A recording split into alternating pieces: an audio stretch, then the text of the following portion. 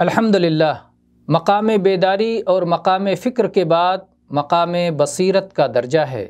بصیرت دل کے اس نور کا نام ہے جس کے ذریعے وعد و وعید، جنت و جہنم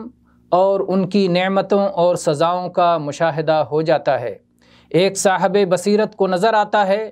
کہ لوگ اپنی قبروں سے نکل کر حق کی دعوت پر چل پڑے ہیں، آسمانوں سے فرشتے نازل ہو رہے ہیں، اللہ تعالیٰ آ چکا ہے، اس کے نور سے زمین روشن ہو گئی ہے، فیصلے کے لیے کرسی لگ چکی ہے، انبیاء اور شہید حاضر ہو چکے ہیں، اعمال نامے تیار ہیں، صحیفے اڑ رہے ہیں، ترازو نصب کر دیا گیا ہے، مقدمے کے سارے فریق حاضر ہیں،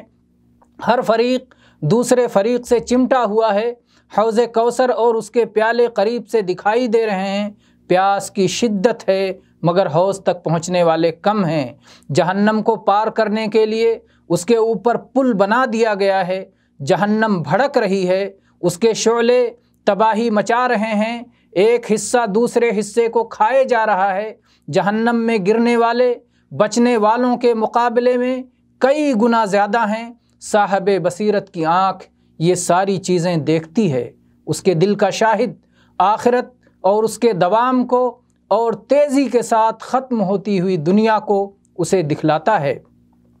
بصیرت اس روشنی کا نام ہے جسے اللہ تعالیٰ دل میں پیدا فرماتا ہے، اس کے ذریعے اس کے رسولوں کی خبروں کی حقیقت دکھائی دیتی ہے، گویا بندہ اپنی کھلی آنکھوں سے ان چیزوں کا مشاہدہ کر رہا ہے۔ بصیرت کے ذریعے رسولوں کی دعوت سے مستفید ہوتا ہے اور ان کی خلاف ورزیوں کی مضرتوں اور نقصانات سے بچ جاتا ہے۔ کسی عارف نے کیا خوب کہا ہے، بصیرت وہ ہے جو تمہیں حیرت سے نجات دے، خواہ ایمان کے ذریعے خواہ مشاہدہ کے ذریعے۔